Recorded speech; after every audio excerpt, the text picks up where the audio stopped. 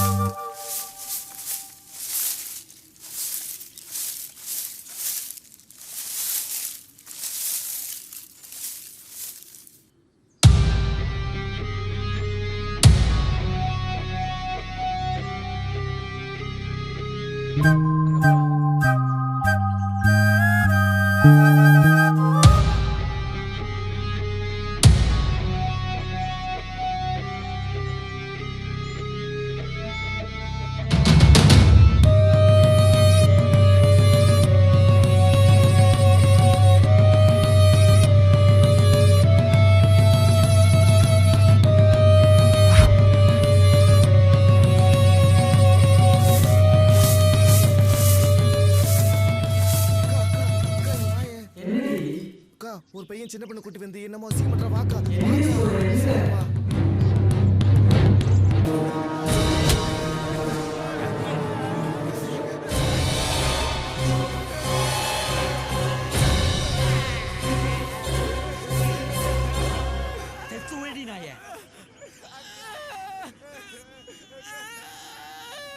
வேலை கட்டுங்க.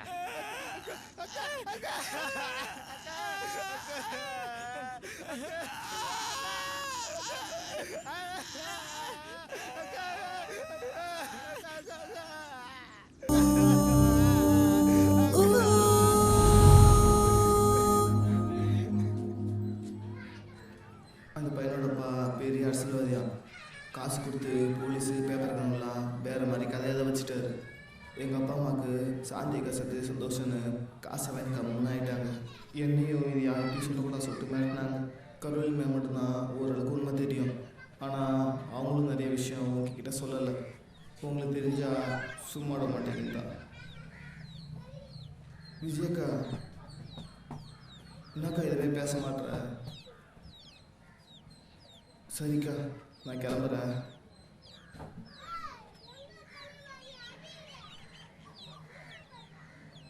அக்கா, அப்புறம் ஒரு முக்கியமான விஷயம். சாந்தியக்கா ஃப்ரெண்டு யாருன்னு கேட்டுன்னு போலீஸ் வீட்டுக்கு வந்துச்சு. நான் வேறு வழி இல்லாமல் உங்களை பற்றியும் நீங்கள் தகுந்த இடத்த பற்றியும் சொல்லிட்டேன். கொஞ்சம் ஜாக்கிரதையாக இருக்கா. இதெல்லாம் சொல்லலாம் உங்ககிட்ட வந்தால் என்னை விசாரிச்ச போலீஸ்காரு இதை திட்டு பையன் மாதிரி வீட்டு வெளியே போனோம். நான் வாங்கி பண்ணான்னு தெரியல. எனக்கு என்னமோ ரொம்ப பயமாக இருக்குது. பார்த்துக்கோங்கக்கா, நான் கிளம்புறேன். சரி, நாங்கள் தான் சாந்திக்கு நெருக்கமான நட்புன்னு அந்த போலீஸ்காரங்கிட்ட அழுத்தம் திருத்தமாக சொன்னியா? ஆமாக்கா.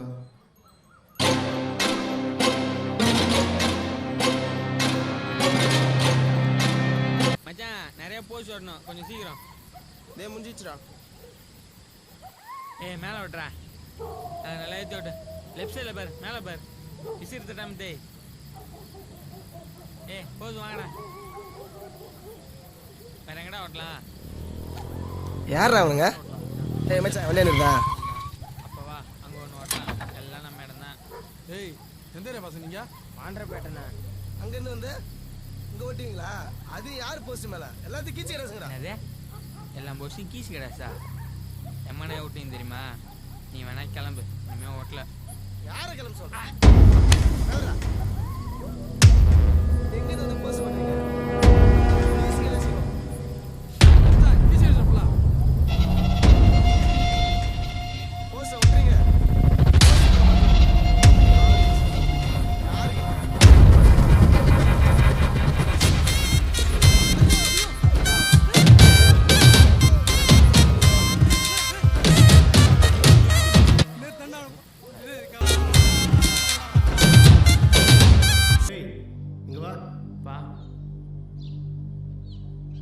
நேற்று ராத்திரி எத்தனை மணிக்கு வந்த? 10 மணிலாம் வட்டம்பா. போய் சொல்றியா? நேற்று ராத்திரி 12 மணி வரைக்கும் நடு வீட்டில் உட்காந்து நியூஸ் கேட்டு இருந்தேன். 10 மணிக்கு வந்தே நீ? வயசு முழுசா 17 கூட ஆகல. அதுக்குள்ள அறிவு எடுத்து போய் 2ஆம் கட்டணா குத்தி கடாசிட்டு வந்து நிற்கிறேன். இப்போ என்னடா நேற்று ராத்திரி எவன் மாட்டே உடச்சிட்டு வந்து நிற்கிறேன். ஏய், பெட்ரோல் அந்த எடுத்துன்னு வாடி. இவனை இங்கே கொளுத்தி நானே சாவடிச்சிடுறேன். அவனை கொளுத்தாதீங்க, முதல்ல என்ன கொளுத்துங்க. இந்த சரீர பத்ததுக்கு முதல்ல நான் தான் சாகணும். ஏய், புறம்போக்கு, எங்கேயும் வெளியே போய் தொலையாத. பசங்க உன்னை தேடுறானு. கையில் மாட்டின பொழந்து கிடாசிடுவானு ஒன்று. எல்லா இடத்துலையும் கவுன்சிலர் பையனை சொல்லியே தப்பிச்சிக்க முடியாது. ஏய், இவன் எங்கேயும் வெளியே விடாத. நான் ஸ்டேஷன் வரைக்கும் போயிட்டு வரேன். இந்த புறம்போகலாம் இது வரைக்கும் 5 லட்ச ரூபா ஸ்டேஷனில் எழுதிட்டேன். ஏய் போ, மூஞ்சி அதையும் பாரு. போடா.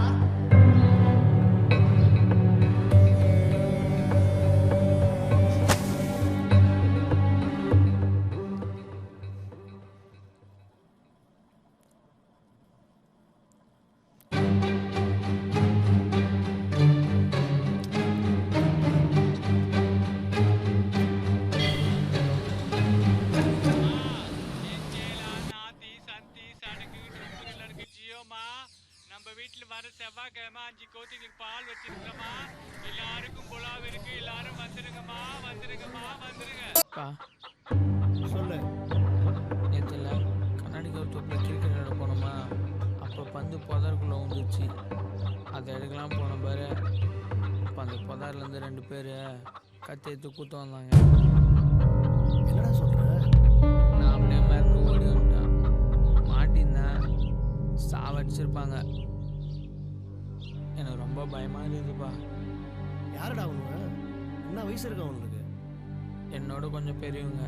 அதில் ஒன்று 9. என்னது 9? சரி, நான் பார்த்துக்கிறேன். நீ பயப்படாது. நான் சொல்கிற வரைக்கும் பள்ளிக்கூடம் கூட போவாங்க. சரியா? அம்மா கிட்ட கூட எதுவும் சொல்லி வைக்காது. பயந்துருவான். சரி, நீ போ, சாப்பிட போ. சரிப்பா, நான் பார்த்துக்கிறேன், நீ போ.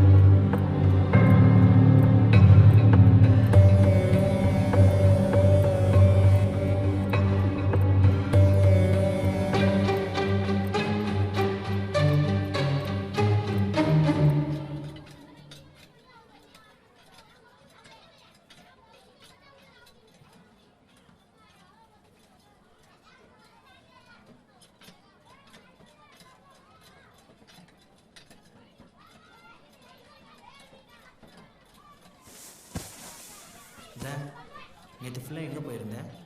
எங்கே போனேன்? உனக்கு என்ன? ஆசாரி ஃபோன் பண்ணார். என்னவா? இனி என்னையும் பற்ற பக்கமே வரக்கூடாதுன்னு சொன்னார். எதுக்கா? தெரியல, கோபமாக பேசிட்டு ஃபோனை வச்சுட்டாரு. சரி, நேற்று நீ ரமேஷ் எங்கேயா சுற்றிட்டு இருந்தீங்களா? ஏய், உன்னை தான் கேட்குறேன். நேற்று நீ ரமேஷ் எங்கேயா சுற்றிட்டு இருந்தீங்களா? சரி, முதல்ல ரமேஷ்க்கு ஃபோன் அடிச்சு என்னாச்சுன்னு கேளு.